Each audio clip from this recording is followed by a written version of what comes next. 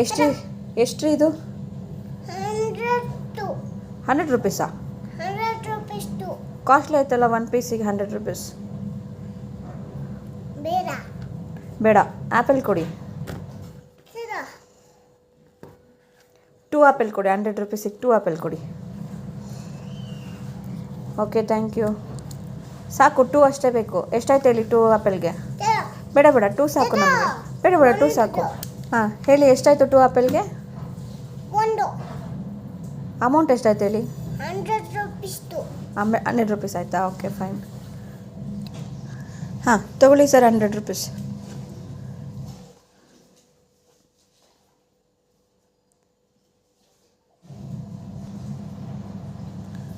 okay uncle